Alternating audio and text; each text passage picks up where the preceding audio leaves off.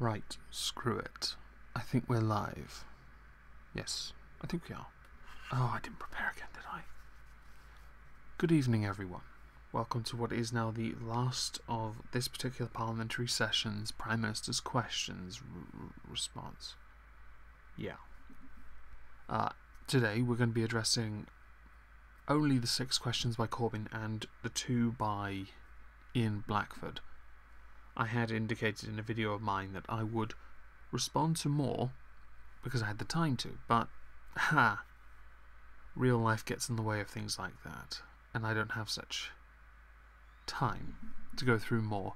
There will be a few questions early on that I intend to go through, and I want to make it quite clear that I want to address certainly one of the earliest questions because they are special. Oh, blimey, I should probably pull up the chat. There we go. Good evening to, oh, blimey, Davey, Annie, Jake, Kitten, Chaosocky, Tiger Lily, of course, although I was DMing with you anyway, Prospero, and Stargazer. Hello. The subject of today's PMQs is Brexit. Literally Brexit. There is something that happens early on that I'd heard a rumour that cropped up, and I thought it'd be hard to find. It turns out it's the second question asked. There is a considerable amount of chuntering from sedentary positions, and there is also a lie told. And I did some digging, and oh, hello, Disconer. It does appear to be a lie that crops up. A few shots at Trump, of course, because, you know, moral outrage really silences people when they put their views across. And I would argue, in this particular PMQ, neither Theresa May nor Jeremy Corbyn look particularly good in this session. Also interesting to note that this particular PMQ was not meant to be the last one of this parliamentary session, but as over 49 letters had been submitted calling for a vote of no confidence, the Prime Minister decided to call for an early recess, which means she now avoids that vote. And for those that don't know, a vote of no confidence, if she had lost it, would mean the end of her government. There would be a new leadership election or challenge. She could ignore it, but that won't last long. She could. Yeah. In any case, this was not meant to be the final one. So I'm kind of in a bit of a bind, really. I mean, I've been spending the last, 5-6 months now developing this channel into a more politically minded channel. And I've come to realise, I don't know how long the summer recess is. I don't know how many weeks I will have to find alternative political topics to discuss. Tiger Lily in the chat had indicated to me she was intrigued to know what powers the Queen had and what role she plays with Parliament, and I certainly am interested in discussing certain aspects the Queen plays a part in.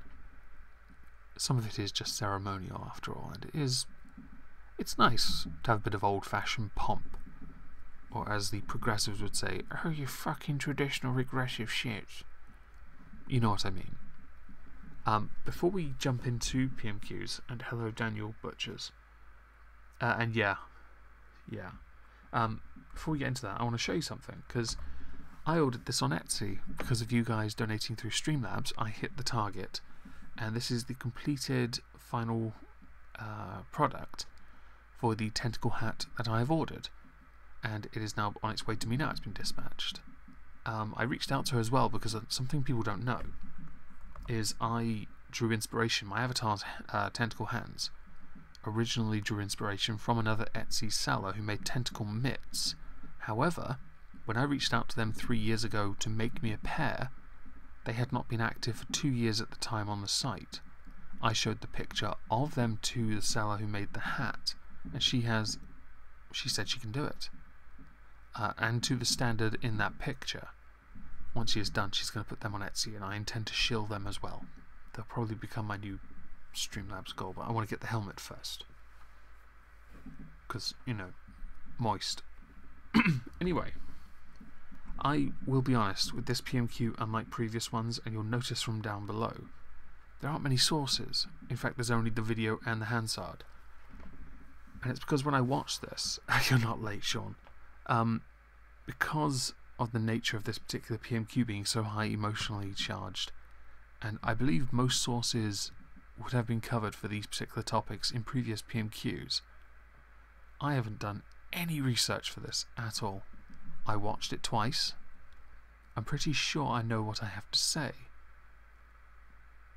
It should be interesting. Oh, and yes, this is an anniversary, so there'll be a considerable amount of virtue. Yes.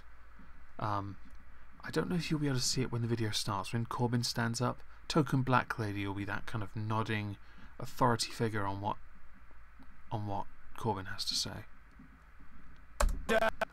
Oh, right. Questions to the Prime Minister. Alison Thewlis. The Prime Minister. Thank you, Mr. Speaker. Mr. Speaker, today marks 100 years since the birth of Nelson Mandela. I'm sure that the whole House will want to join me in paying tribute to his extraordinary life and will agree with me that his message of forgiveness, peace and reconciliation is as relevant today as it ever has been. Mr. Speaker, this morning I had meetings with ministerial colleagues and others. In addition to my duties in this House, I shall have further such meetings later today. Alison Thewlis. Thank you, Mr. Speaker. Mr. Speaker, I'm proud to have Nelson Mandela Place in my constituency. We celebrate that today as well. Mr. Speaker, there were 934 drug-related deaths in Scotland last year. Each one of those deaths... Right, this is going to bring up an interesting subject, and it's probably one of the very few questions where there's an obvious differing view on how to handle drug-related deaths. And I'm interested to know what you all think when this question's asked. Is a tragedy, and a preventable one at that. Drug laws are reserved to Westminster. How many more families is the Prime Minister willing to devastate before she will allow Glasgow to get on with the work of building a drug consumption room to save lives? Drug consumption room. Okay. Under circumstances where cold turkey is not advisable and it is possible to wean someone off a drug, I understand the position that potentially a consumption room needs to exist. Although I do think that name is ridiculous. I do know the Home Office very recently published findings of a report that medicinal marijuana actually could be of use. And that's good, that's progress. Certainly with medicinal marijuana, I can agree with that. But when it comes to certain drugs, it's very hard to legalize or legitimize, having a room specifically designed for someone to continue their bad habit, unless the end goal is to get them off it without going cold turkey or using an alternative, because some drugs of course do have alternatives that can be used to reduce symptoms over time. So I do want to know what you all think in the chat about this. Do you think Scotland is right to create a drug consumption, or want to create a drug consumption room to, quote, save families that have been devastated by drugs? Or do you think that maybe it's a really silly pet project that hasn't been tested well enough anywhere, really? There are certainly no studies that would conclude that it is in fact accurate. Oh, you're all busy saying hello to each other. Okay. Rehab centre. Rehab centres, yes. Rehab centres. That's actually, yeah, you know, you got a point there. Thank you. Yeah. We do have rehab in this country though, don't we? In fact, some of the most well-known drug rehabilitation facilities are in this country. Priory, I think, is one of them. It should be a part of rehab centres, yeah, okay. Then in that case, I can actually agree with it, if its purpose is rehabilitation. If it's not, then no. But unfortunately, she wasn't exactly specific enough. Prime Minister! Can I say to the Honourable Lady that I agree with her that deaths that are due to drugs, each one of these is a tragedy. And I'm sure every member of this House will have known people in their own constituency who have gone through that terrible suffering when they've lost members of their family. There is no legal framework for the provision of drug consumption rooms in the UK, and we have no plans to introduce them. The the shame, right? Shame comes up quite a lot today, along with withdraw. Two words that will come up quite a bit anyway.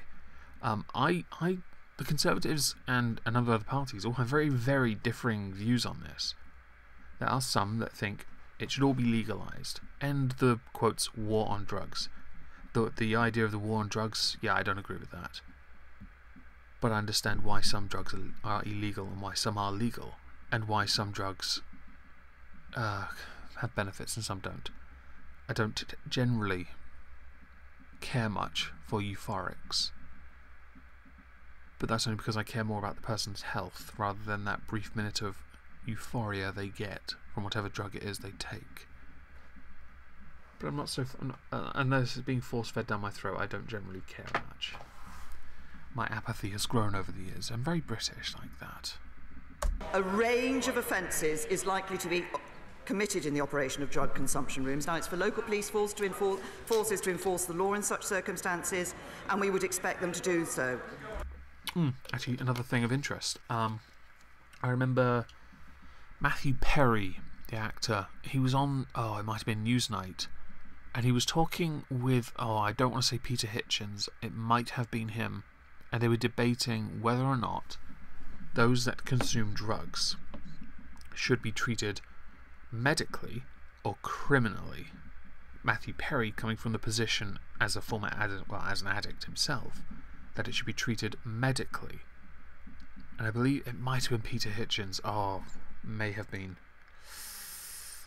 was coming from the position of criminal. And it's quite an interesting debate when you think about it. Both. Fair enough. Depending on... yes, circumstance. In fact, that means assessing an individual situation should in fact play a contributing part as to whether or not someone is treated as a criminal or, unlucky, I guess. But our approach to drugs remains very clear. We must prevent drug use in our communities, support people dependent on drugs through treatment and recovery. Someone might point out that a lot of people turn to drugs because of the circumstances in their lives.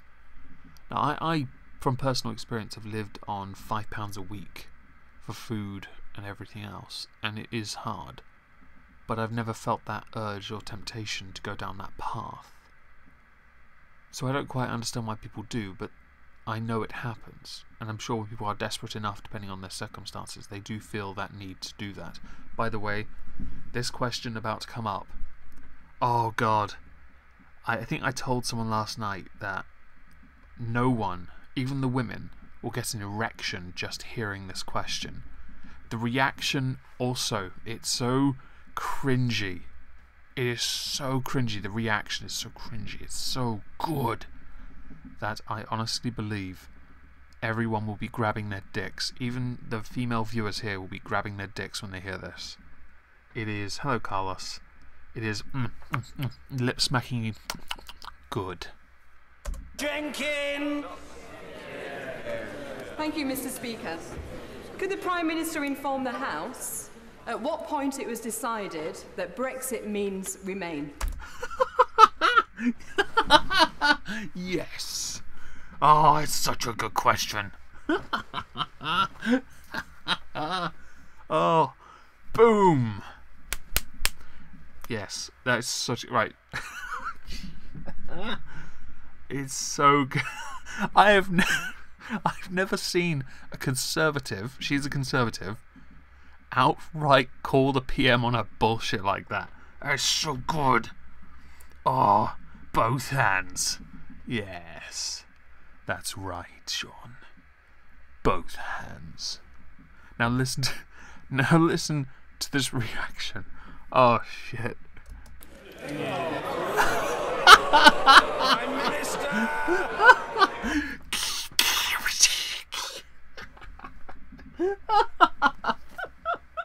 Oh,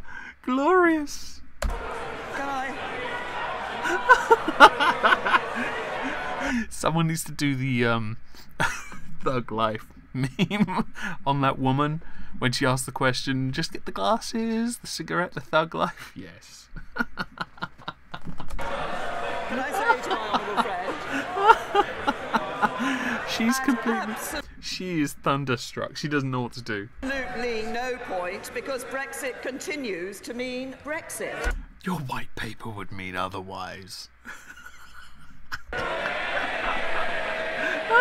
If I can say to my honourable friend, I know that she wants us to talk about the positives of Brexit, and I agree with her. We should be talking about the positive future for this country. Which will be to remain a part of the European Union or be subservient to the EU through rules they define, and we have no say in how they change. Yes, we break free, but we don't. Yeah. It's like we've cut all the ropes, right, and we're about to sail away, only to find out that our anchor is still down. And it's caught. I understand she's also criticised me for looking for a solution that is workable. Oh, the white paper wasn't. I have to say I disagree with her on that. I think what we need is a solution that is going to work for the United Kingdom, ensure we leave the European Union and embrace that bright future that we both agree on. You're not going to get that with the white paper then, are you? That paper has been, and interesting to note, this is for everyone. Both hands with moisturiser. Yes. That the white paper is effectively dead at this point. Now, it will come up in Parliament in this PMQ session that progress has been made, they're talking to the EU and blah, blah, blah, blah, blah. But nothing's happened. The deal is not workable because no one here wants it. You're avoiding a revolt and a potential no-confidence vote because the white paper is an absolute betrayal. Apparently, Brexit means Brexit, which actually means remain. There's an equation for that, I think. Where it will just be Brexit equals remain.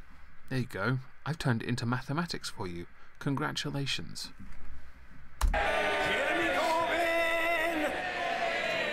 Thank you, Mr. Prepare for the next 60 seconds of virtue. Speaker. I too While he does that, I'm going to get a fucking drink. pay tribute to Nelson Mandela's centenary of his birth. The people of South Africa stood up against the most vile injustice of apartheid. Their solidarity and the solidarity of people around the world freed him and ended the scourge of apartheid. We should pay tribute to all of them on this day. Mr. Speaker, people are losing trust in this government. The Transport Secretary, the International Trade Secretary, and now the Brexit Secretary. Right, what we're about to hear now, he considers to be verifiable fact, but someone last night, Dally on my server, he did some digging. Today, I actually did some digging as well, and I found out what he was looking at, and then I found more. What he's about to say is an outright lie. Okay. Were all members of the Vote Leave campaign committee. Burko screeches like a lunatic because Burko is special. The Environment Secretary was the co-chair. They've been referred to the police by the Electoral Commission, having refused to cooperate with the Electoral Commission. Will the Prime Minister guarantee that her cabinet ministers will fully cooperate with the police investigation? It's important to note here that the Electoral Commission was investigating Vote Leave. Only one of those three people he's mentioned was a part of that. The other two were Remainers. Well, there's already an early sort of warning sign that perhaps what he has said is bullshit. But it's also bullshit because it is actual bullshit. Also, important to note here that with the Electoral Commission and recommendations, unless a criminal charge is being brought forward, they don't actually have to cooperate with the police for anything. It's the police's job to investigate it, what has been then sent to them. But I would point out that he's lying. Again. It's like the second week in a row he's done this. The first time was the thing about Jacob Rees-Mogg with the hedge fund thing. Yeah, and this time it's this. Or was that 2 weeks ago? 2 weeks ago. Sorry, second time in 3 weeks. 2 weeks, yes. I seem to have misplaced my urge. To the Gulag. Mog apparently has outmaneuvered the Remainers, put the burden on them, and Mog as the decider, and he has the numbers to block any ship May would do. The Remainers in the Tories are in the minority. They are. And I know Sargon is practically cracking one off because of the size of UKIP right now. And I'm quite intrigued to see how that pans out for him. It's interesting to watch from the sidelines without having to invest myself. And as I will make this clear, I have little to no interest in joining UKIP. The only reason if I ever did join a party, it would solely to be for the flag, so I could hang it on a wall so I wouldn't have to decorate. That would be the only reason, but I've already got a flag on my wall, so it doesn't matter. Prime Minister! Can I say to the Right Honourable Gentleman, I actually question the way in which he put his question. Mr. Speaker, he has made an accusation in this House against members of this House. My apologies. Oh, thank you, Tiger Lily. It's very kind of you. And no, I'm not putting my bottom up. But I will be drinking. I now have Jack Daniels. It's all good. Single barrel. And this is the first instance where the Speaker has to intervene. You hear it there. She questions his question, or what he has in fact said. Then the Labour Party have hurled abuse at her for questioning the quality of what he's asked. Whoever wrote his questions, by the way, he should fire them, because he asks the same questions but 6 permutations of it every week. Order! The question was heard, and the Prime Minister's answer must be heard. It's a double shot glass, Tiger Lily, so yes. The Prime Minister. Mr. Speaker, the Right Honourable Gentleman has made an accusation in this House against individual members of this House and of the government, and I suggest that when he stands up, he reflects on whether or not it was correct to do so. The Electoral Commission is an independent regulator, accountable to Parliament, not to the government. They have taken steps. They have, as we know, taken steps in relation to the Vote Leave campaign, and I would expect that all those involved and required to do so will give the evidence that is required and give and respond appropriately to any questions that are raised with them. But I say again to the Right Honourable Gentleman, I think he should stand up, think very carefully about making accusations of individual members. One must be accountable for the words that come out of their mouth, regardless of where you stand. If you say something that is in fact incorrect, and it's incorrect for a very obvious reason, then perhaps you need to re-evaluate your position. Because while Theresa May's cabinet is divided, 2 of the 3 people he has accused of being uncooperative were not even a part of the Leave campaign. I think Liam Fox might have been. I should probably look into that quickly. Let's find out. If I remember correctly, I think he was a Brexit guy.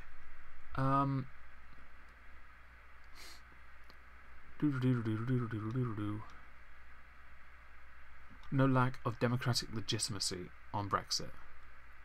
Right. I think he's a C. What was he? Come on. Oh, this is stupid now. Ah, Brexit, right. He supported Brexit. Okay. So he was pro-Brexit. So he perhaps might have something to do with it. But I do not believe that he was right. That Jeremy Corbyn was right about Chris Grayling, which is important. I believe he was a Remainer. Yeah. So when he's asked about what his position is, when he's asked to withdraw the remark, I think it's important that he actually accept he's because he's kind of he's got this wrong. Yeah, let's continue. Withdraw. Jeremy Corbyn! Order! Order! People can rant from a sedentary position for as long as they like. It won't change the way proceedings are conducted in this session. The Prime Minister's answers will be heard, and the questions from the Right Honourable Gentleman will be heard. And no amount of orchestrated barracking will change that fact this day or any other. Jeremy Corbyn. Thank you. It's interesting that he has to say that almost every single week. Slightly rephrased, but he still says it every week. It's quite surprising how oddly familiar these guys are and girls are to children. Oh, fuck's sake. Thank you, Mr. Speaker. I stated the fact that the Electoral Commission has made that reference. That's what I said. I asked the Prime Minister for a guarantee that her ministers will cooperate with the police on any investigations they may make. That is not judgmental. That is a guarantee they will cooperate. She doesn't have to make them do anything, and they don't have to unless the police have actually reached out and they've declined. You have no proof of the latter. So you're just essentially trying to strong-arm the PM to outright say, "Oh yes, do this because I said so, because he told me to tell you to." No, that's not how this works. Also important to note that two of them don't have to do shit. In fact, none of them do. None of them have to work with the police at all. The police are the ones that have to investigate anything that's passed on to them, potential corruption charges, and I believe the Vote Leave campaign was already fined, so I don't see this escalating any further anyway, and it's not going to change shit. In fact, I would argue this is an actual waste of police time. Vote Leave has been found guilty. Vote Leave was fined. Done. That's it. Move on. Oh, okay, that's fucking annoying now. I'm trying to use the mouse, not the mouse, the space bar, but apparently every time I use it, it scrolls it down, so I'm just going to use the mouse. These are serious issues. The current Cabinet Ministers were indeed central to the Vote Leave campaign. Not true. After 2 years of dither and delay, the government has sunk into a mire of chaos and division. The agreement that was supposed to unite the Cabinet led to the Cabinet falling apart within 48 hours. Two ministers resigned, and one junior minister resigned, and I think since then one other minister has resigned. It's not as bad as everyone thinks. It's pretty bad, but it's not as chaotic as he says. Although I'm surprised he has yet to say the magic C word yet. And on Monday, the government U-turned to make their own white paper proposals unlawful. Given that the proposals in the white paper are now obsolete, when will the new white paper be published? Prime Minister! Can I first of all say to the Right Honourable Gentleman that what I heard from his first question was that he said that members of the government had failed to cooperate with the Electoral Commission investigation. And I say to him again, he should withdraw that. As I say... That's actually not what he said. I think he said police, actually. But the police have yet to actually do anything, so it's redundant. It's very important. No, Stargazer, the C word is crisis. It is Jeremy Corbyn's very favouriteest word in the whole wide world. And it's something he likes to use a lot. He normally says a particular service is in crisis, and then makes some grandstand question. Yeah, right. Let's find out. Close that. What? This is useless. Right, let's move on to this. In this country, that politicians don't interfere with police investigations, and the police are allowed to do their investigation as well. But everyone is innocent, and innocent until proven guilty in a court of law. And I say to the Right Honourable Gentleman, I still contend he made accusations against individual members of this government that were unjustified, and he should withdraw them. It's kind of true, actually. He's trying to bully the government by guilting them, and that is quite inappropriate. I don't really care if a politician does or does not cooperate with the police or electoral commission unless they're legally obliged to, then it doesn't matter to me in the slightest. If they've then done something that's against the law, then yeah, okay. I don't think they have much of a choice anymore, because then they get into trouble. On then to the question of the amendments that the government accepted in the customs bill on Monday night. Let me explain to the House what the position is. When we look at all... Too pugnacious, exactly. But apparently we can in this country if you shift it to a different authority. I would also point out that in this country we made it a point during the Stephen Lawrence murder, and this is not a joke, we actually shifted the goalpost so that somebody could in fact be tried for a second time for the murder of Stephen Lawrence. We shifted the goalpost just enough so that they could be tried for the same crime, even though the first time round they were found not guilty. It's quite fascinating.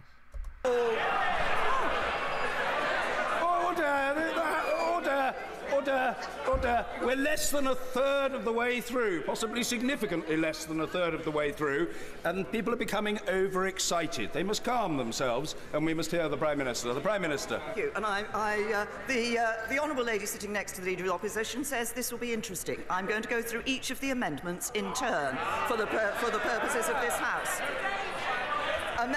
Amendment 72 related to parliamentary scrutiny on plans under Clause 31 to form a customs union with the EU. We are going to leave the customs union with the EU. That's not true. true. Accepted that enhanced parliamentary scrutiny.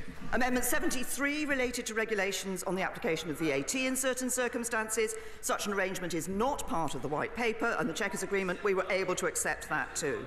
New Clause 37 was to prevent a customs border down the Irish Sea. That is government policy. And new Clause 36 related to reciprocity in accounting for tariffs collected, and that concept is in the White Paper. The Chequers Agreement, the White Paper are the basis for our negotiation with the European Union, and we've already started those negotiations. Not entirely true, but I do want to mention something rather interesting. You see, I think the IMF, they released a statement not so long ago where they indicated that a no deal Brexit would wipe 250 billion off the EU economy. Not ours, theirs. Finally, some power in our favour. If the UK government uses it correctly, they then have something to work with. Because apparently that's how much we make them a year. Right. Good, yeah? And it's also claimed that because of this, Ireland would be the country that suffers the worst. Well, if they want, they could just, they could enact their own Article 50 and then join the United Kingdom. We'll welcome you, and then we'll fuck you. Because that's what we like to do to the Irish. But yeah, the bloc as a whole would lose about 1.5% from its GDP, which is fantastic. There are estimates that have suggested the UK would face a 4% blow, whereas EU would lose 1.5%. But that's not the case, because we're already agreeing on trade deals with other countries. We're already in a somewhat decent position. So yeah. Fuck you, EU. Let's continue. Well, Mr. Speaker, that's all very interesting, but could she explain why the Defence Minister had to rebel against the government in order to support the Cabinet's position of a few days before? This is a government in complete chaos. The centrepiece of the White Paper was something called, and I quote, the Facilitated Customs Arrangement. Having spent a week trying to convince their own MPs that this cobbled-together mishmash was worth defending, they abandoned it. So what is their plan now for customs? Prime Minister. The right honourable gentleman is wrong. We have not abandoned the Facilitated Customs Agreement. We're discussing it with the European Union. Although I would argue it needs to be abandoned because it's actually a piece of shit. Jeremy Corbyn! So is she seriously expecting that 27 member states of the EU are going to establish their own bureaucratic tariff collection infrastructure just to satisfy the war within the Conservative? This is an argument over being democratic and being convenient.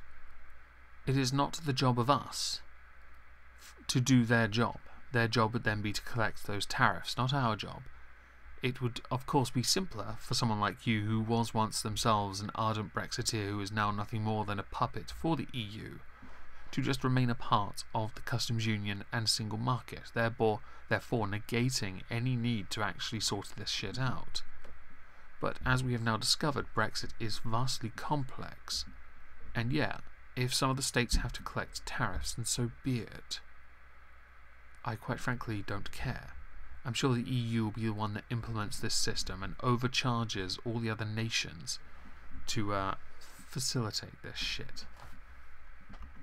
Party in Britain.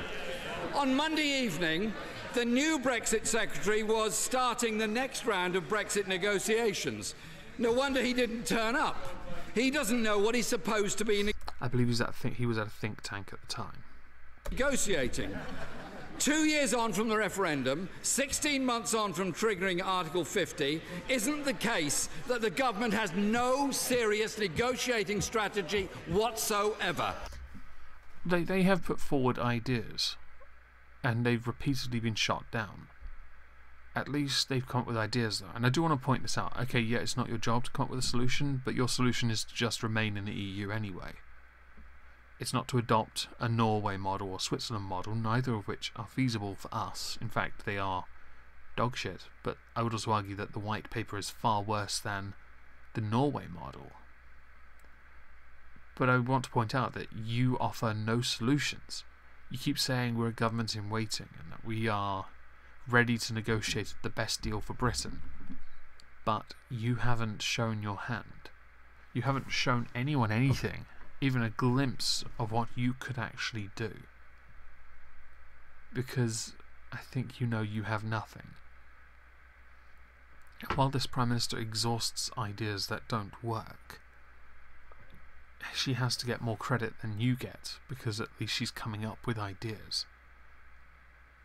I don't think they're good ideas, but at least they've been then scrutinised and then summarily discarded, whereas you've done nothing. Yeah. Prime Minister! To the right honourable gentleman, he is just plain wrong on his interpretation of what is happening. I have a copy of the white paper here. I'm very happy to ensure that he gets a copy after this pre-MQs and is able perhaps to read it and understand what the the only way he'll read it is if it is written by his script person, because yeah, I think he's illiterate.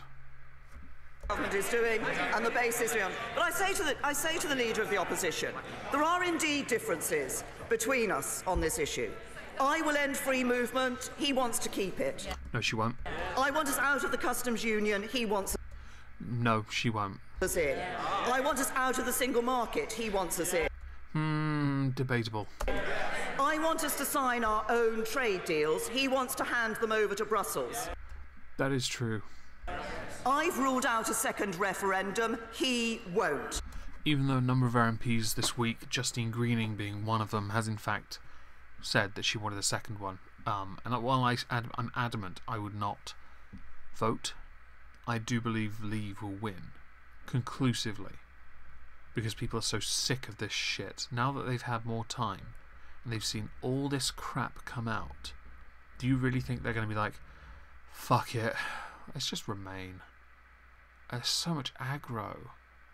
I don't understand personally, and this is just my opinion here, I don't understand why someone hasn't just stood up and gone, we've got 3 months left to negotiate this shit, and you, the EU, will be worse off if no deal's agreed upon. So, here are my demands. Either you give me this shit, or I walk away. Because at this point, I'm starting to think that a no deal is actually going to be the best option. Because the white paper's dog shit. We know this. But we also know remaining a part of the EU is not beneficial to this country in any way, shape or form. No matter how many times people say otherwise. You know who you are. Shut the fuck up. So I think somebody who just says to them, get fucked, we want this, you're going to be down about 250 billion if you don't agree to our terms. I think that pretty much, it's the Ireland thing I think that the EU has over on us. That genuinely causes a problem. So it should be interesting to see how this plays out.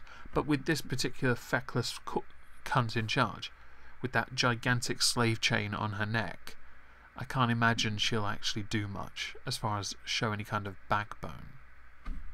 There's no doubt which one of us is respecting the will of the British people and delivering on the vote, and it isn't him. Nor is it you. Sigh. Jeremy Corbyn! Mr. Speaker, we're 11 days on from the so-called Chequers Agreement, and the White Paper didn't even survive contact with the Cabinet or the Tory backbenches, and hasn't... It did survive for a few days, but that's it. ...yet even been discussed with the EU. Mr. Speaker... That's not true. If memory serves, it was taken to the President of the EU, the real one, not Juncker, because he's a drunk who only drinks gin and basically his assistant actually runs the EU. But the real president is Angela Merkel. Theresa May took it to her, remember? Speaker, the Brexit White Paper does state, and I quote, the UK is committed to membership of the European Convention on Human Rights. Yeah, I don't care for the EU's Convention on Human Rights. I agree with a number of elements of it, yes. Do I think, and again I stand by this, should it be enshrined in British law, so a British human rights bill? The answer is yes. Why should we agree to universal terms if we believe we can do better? Which we can. The EU holds high standards for a number of things, and I'll agree, but some of them are so unreasonable that they, over time, affect us negatively. Farming is actually one of them. Our yields suffer from it. And I think human rights bills, they're a challenge, but I think we can do better than what the EU creates. So why not? And if we're going to leave the EU, surely it would be right to leave that and create our own one. One that I believe is truly fair, should not be decided solely by the government. It should be decided, I believe, by everyone, actually. I think it shouldn't be petty little things here and there given scrutiny and votes on, so the government then gets the whip to get everyone to agree to these terms. I think it's going to be something quite challenging, but unique at the same time. What about the UN Bill on Human Rights? That's actually a good question, because the UN have their own one, and I generally think it's okay. The only issue I take with the UN is that its Human Rights Council is headed by Saudi Arabia. I don't know about you, but generally speaking, when a country that hasn't even signed the Human Rights Convention is head of the Human Rights Council, I think there's something wrong with it.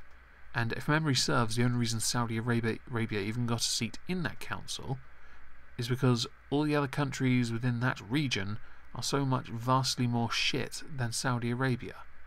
Because within regions, only a certain number of countries can qualify for the council, and Saudi Arabia is the best of all of them, which says a lot. Must have been hot competition against fucknos. Can you imagine being the country that said, you know what, bruv, it'd be fantastic to chair this. Kim Jong-un, I hear he cured cancer, he won the World Cup, and he gave birth to everyone and gives them lots of food and the password to the Wi-Fi. Yeah. Is the new Brexit Secretary signed up to that? Prime Minister. Right, honourable gentleman, that we are signed up to that. That was in our manifesto. But can I also say to the right honourable gentleman, he has stood up and asked virtually the same question, and obviously hasn't listened to any of the answers that I've given him. They're not all the same, but yeah, he does ask similar questions. He shifts the goalpost to try and strong-arm and bamboozle you. Which I think is one of the biggest weaknesses of Jeremy Corbyn in PMQs. You get 6 questions, Jeremy. You get 6. Oh, a token black woman looks cross. She just looks really, really black. Imagine my shock. Although her face is somewhat symmetrical now I'm thinking about it, so if someone wants to mirror that picture at her face, you basically just see that. But Jeremy doesn't come up with 6 different topics, because I think that would be more efficient. If you can condense one topic to one question that is truly important, because let's face it, some of these questions are an absolute waste of time. If you can, and I know you're desperate to get onto your allotment to make onions and jam, onion jam perhaps, or just chutney, but honestly, you have an opportunity to do something really important and make the government look shit. Now they do it well on their own, but you don't help make them look shit when your questions are quite weak, and Theresa's starting to pick up on it. As crap as she is as a leader, she's doing a good job noticing when you're not making sense, or when you're saying the same shit, or you're making up crap. Oh, and just to confirm, Grayling was a Brexiteer, but he was not too involved. Still, what he has said was bullshit. Let's move on. The whole point of this, the point of this is not that you just read out the question you thought of on Tuesday morning, but you actually listen to the answers that the Prime Minister gives. He doesn't do that. We know this because he continues to ask the same questions and ignore the answer. Now, he will sometimes, on occasion, break free from his script and seem to know what he's talking about when he comes to retorts, but it is quite rare. And I maintain he is weak on this. He has at times hammered the Prime Minister with important questions. I'll agree. He won some, in fact. I don't think he ever did against Cameron, though. Yeah, Cameron was pretty strong compared to him. But he's not doing a good enough job. People, yes, are starting to consider Labour as a viable option to vote for, because they don't care for austerity anymore. Forgetting why austerity was introduced, and that's actually why younger people vote for Labour. They're idealist. And there's nothing wrong with voting for Labour, but you have to understand that every single mistake that's been made in the last 25 years, sorry, not 25, maybe 15 to 18 years, the majority of them can be blamed on actions taken during Labour's time in office. Austerity was a consequence of this, because we had no other option. Luckily, we didn't have to have like actual queues to get food, which would be exactly what we'd have if Corbyn was in charge, because he's a socialist, remember? Or is he a social democrat? Apparently there's a difference. I just don't give a fuck. Both sound like commies to me anyway. He said the Chequers agreement stands, the white paper... Hello, Trups. How's it going, fam? ...paper stands. He said we had not even discussed it with the European Union. I think I've told him in at least 2, if not 3 answers, we are already discussing it with the European Union. That is true. Jeremy Corbyn! She obviously forgot, Mr. Speaker, the question I just asked her. That's because your question was shit. Which was about the Brexit Secretary's support or otherwise for the European Convention on Human Rights.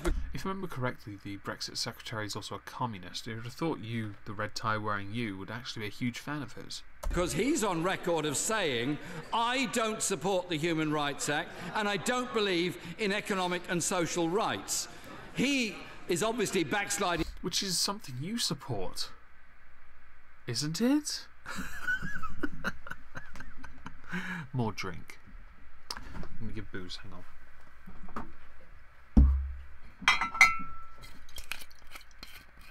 Yes, we're doing this. Oh, yes, press play. To keep his job, or that is the new policy of the government. With only 3 months to go until the final withdrawal agreement, is due to be signed. The Brexit secretary's resigned. Because he couldn't agree with the position that was no longer tenable. He was the guy, chief negotiator, when it came to this, and the policy had shifted from what it was meant to be to what it had become. What it was meant to be was to leave, what it had become was to remain. The white paper's in tatters. Because it's a piece of shit. The new Brexit secretary's skipping negotiations. He was at a think tank, that's not skipping, and in fact, he was at negotiations today. So, clearly, that didn't age well. 2 years of negotiations with themselves, and they want... That's good, because they both represent the Remainers and the Leavers, which is good then, because then when they argue for everyone, regardless of their own little obvious political bias. I think this is a retarded position to have, to think that a party would be 100% united behind something that divided the nation so much. And it is wrong of you to continue to peddle this position. Wanted to shut down Parliament for 5 days. No, Stargazer. It is Stargazer, actually, my drinking day, but because I have to be up in 8 hours for work, covering some extra overtime, and I like shekels, so I said yes. I'm only drinking 3 shots, so yeah. They've even given up on negotiating with each other. You should have a listen to Boris's Brexit speech. It's fantastic. It's about 11 minutes long. He explains why he voted to leave. It is powerful. Isn't the case, Mr. Speaker, everything's in crisis, that the government is failing to negotiate Brexit, failing to meet the needs of this... Order! No, I know what the attempt is, and it's not going to work. The Right Honourable... Order! The Right Honourable Gentleman will complete his question. He will not be shouted down, not today and not any day. Learn it. It's quite simple. Jeremy Corbyn. Thank you, Mr. Speaker. After 2 years negotiating with themselves, they then wanted to... Pugnacious, we do hear the Labour Party talk about Brexit. They skirt the questions, and they don't provide anything that would indicate they themselves have a clue what to do. In fact, they are so inconsistent, so consistent on this, that we actually don't know what they do. Even the Brexit Shadow Secretary Keir Starmer has been caught out at least twice. Oh, and again the spacebar. Fuck off. To shut down Parliament 5 days early. They've even given up on negotiating with each other. Isn't the case that the government is failing to negotiate Brexit, failing to meet the needs of the country? Corbyn voted to remain. Because they are too busy, far too busy, fighting each other. Yes, they are. Oh, this is a short answer, so I'm going to waffle for a minute. It's all well and good you talking about how much this government's in tatters. You haven't asked a question, though. Really, let's think about it. You're asking the Prime Minister if her cabinet is in tatters. Come on. This is an absolute waste. You may as well just stood up and shouted the word crisis. That's it, really. You wasted your final question of this parliamentary session. That's what you've just done. It's all well and good trying to look good in front of no one, really. But you're not amounting to anything. You're not proving you are capable. You're not even making it look bad because your questions are shit. This is a bad showing for both of you. It's lazy. It's lazier than last week with Emily Thornberry and the Duchy of Lancaster, whose name I still can't remember. And hello, Laura.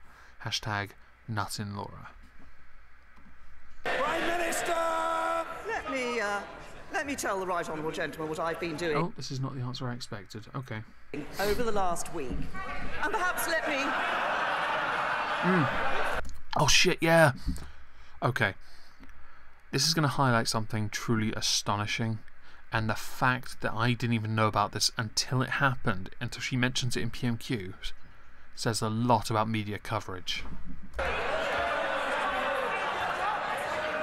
And let me also look at what the Right Honourable Gentleman has been doing over the last week. Well, I was agreeing the future of NATO with President Trump.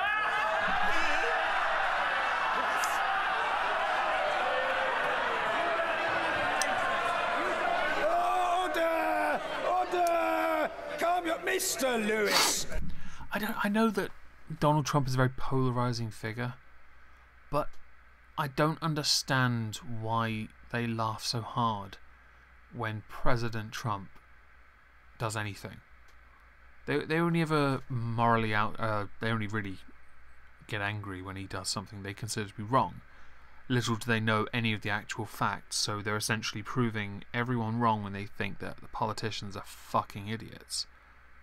And back to the infamous barnstorming thundercunt remark, they're basically that. It's quite surprising that these people get voted in to represent constituents, and all they're capable of doing is laughing at the wrong time. Now, I don't particularly care much for NATO, but it does serve a purpose. A reasonable purpose at that, I might add. And with some of the direction that others have taken in NATO, the UN, I think it's, and the G7 of course, I think it's reasonable to respect what people do within these organisations, provided they're not actually being fucking clowns. You are a very overexcitable denizen of this house. You are not as And yes, NATO should in fact kick Turkey out. I absolutely agree with you, Carlos. well behaved as your little baby daughter. The Prime Minister. Well, I was agreeing the future of NATO with President Trump. But right on, he was joining a protest march against him. A protest that many of the outlets and media said over 250,000 people turned up. It was close to about 30,000 at most, and I'm including the charitable 7,000 that turned up in Scotland when they needed at least 100,000 or were expecting 100,000. It's nice to see that people's day jobs didn't get in the way. Or, valuable self-flagellating time.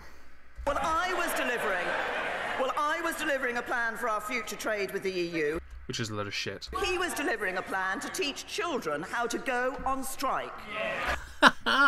Quality. And Basically, he was teaching kids how to throw temper tantrums. I was negotiating our future security relationship with Europe. He was renegotiating the definition of anti-Semitism. Yeah, this is fucked up. Actually fucked up. Oh, yeah.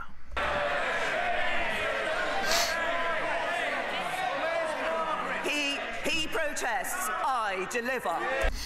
He protests, you don't deliver.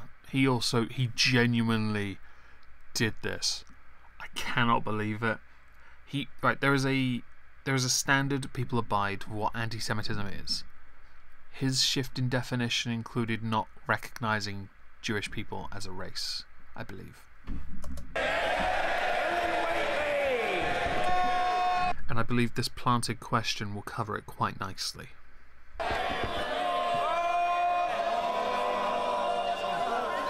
There will indeed be more. Helen Whately.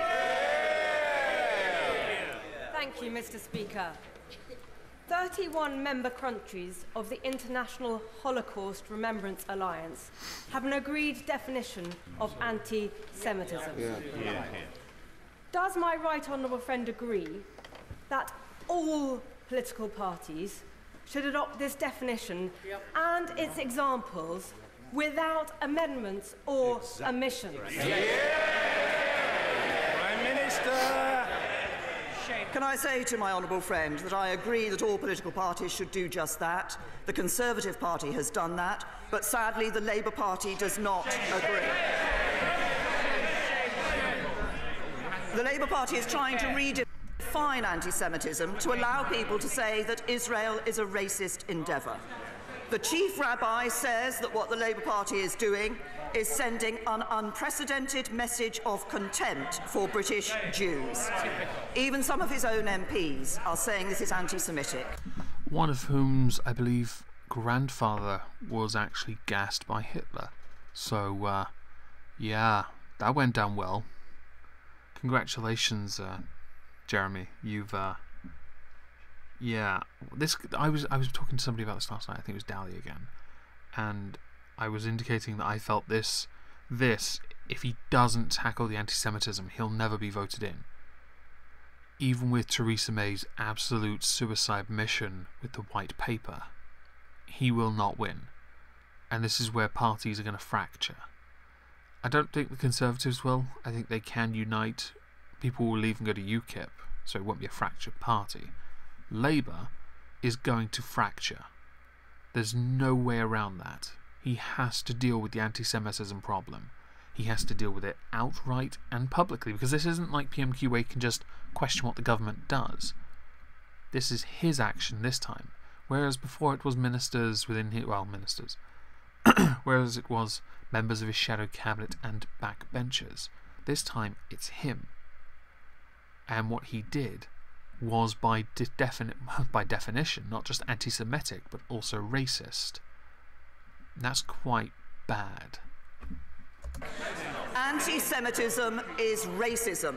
The Labour Party should accept that, the Right Honourable Gentleman should accept that, and we should all sign up, as the Conservative Party has done, to the definition of the International Holocaust Remembrance Alliance and all its annexes.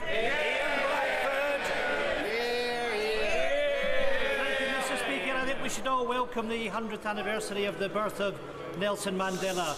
Those of us in Scotland are very proud that the city of Glasgow was the first city in the world to give the freedom of his city to Nelson Mandela, something that he in turn was also proud of. Mr. Speaker, this week the Prime Minister caved into her right-wing Brexiteers.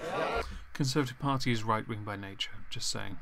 Undermining her negotiating position with the EU. In her attempt to hold together her fractured party, she's managed to unite the country against this government. Playing fast and loose with her own position makes the UK a laughingstock with our negotiating partners. The Prime Minister has put her narrow party interest before that of the country. Is it not the case that the events of this week make a no deal much more likely? At this point, no deal is fantastic, and I still maintain idiots like you wanting to take it off the table mean taking one of our most powerful cards away. That doesn't make it fair at all. In fact, the very fear that we could walk away from them scares the shit out of the EU. You, and anyone that then indulges in this kind of questioning, only make it look like we have taken it off the table, which we shouldn't. We should keep it. It's a good card. Honourable Gentleman, that as I explained in answers to the questions from the Leader of the Opposition, we are negotiating with the European Union on the basis of the Chequers Agreement and the White Paper. And that has been those discussions have been started this week and have been continuing this week. But can I say to him also, he talks about putting a political party's interest before that of the country. I think the SNP should really think about what they are doing when they promote the independence of Scotland, which is clearly against the interests of their country. It's also important to note the SNP's sole purpose is nationalist, but the whole point of this parliament is unionist. So it kind of the SNP are kind of hypocrites regardless. Ian Blackford. Mr. Speaker, the reality is that this is a Prime Minister that has lost control of her own party. A Prime Minister who is in office but not in power. A Parliament which is so divided that it simply cannot function. Mr. Speaker, to use a good Gaelic word, it is a burach. We cannot crash out of the EU without a deal. We need to think of the next generation who will pay a price for this folly. Oh, for fuck's sake, shut up, you scaremongering twat. You sound just like the Remainers. Honestly, you can all line up and suck my noodly appendage at this point. You first. I hope your sucking game's strong. They will see lost opportunities and lost jobs. Did the Prime Minister come into Parliament to have this as her legacy? Will she now face up to the reality and extend Article 50? Fuck extending Article 50. When it's done, it's done. If there's no deal on the table, so be it. I don't think many people are actually afraid of it. You sensationalist midget shit. Prime Minister! And that's that. I'm done with this. Fuck it. That was productive. If anyone had any questions about PMQs, or if they had any ideas for topics they wanted me to discuss in streams during the summer recess, which I now need to find out how long that is. I should probably Google that while I wait. See if anyone has a question. Let's close that. How long is summer recess? How long is UK Parliament summer recess? You gonna tell me? Recess dates. Here we go. Summer from the 20th of July until the 5th of September. It's basically the school summer holidays, isn't it? Fucking hell. You guys get a lot. Take liberties much, you bitches? You get a lot of other things as well. A lot of holidays. Wow. It's almost like you guys get too much holiday. Imagine my shock. Oh, I should probably pull the chat up so I can actually see it. Boom, chat. Haha. How about a history of the rise of parliamentary power over the monarchy? Why is that in the wrong place? There we go. That would actually be quite interesting. Certainly when you start from Oliver Cromwell to present. Literal school. They are literal school children. Yeah, they are, Carlos, mate. You know it. How are we supposed to win the kids? Ah, dear. You would have thought politicians did a good enough job of that anyway, since they... Powers of the Queen. Yeah, I will be discussing that. You have a lot of countries represented by your Discord. Why not bring in someone from another country to discuss their politics? Is that an offer, Traps? Would you like to discuss your politics with me? If that is, reach out. You know you're on my server. Just let me know. Fuck it. I think I'm going to end this because I have to get up early, and this has been quite fun. So thank you very much for joining me, and have a lovely evening.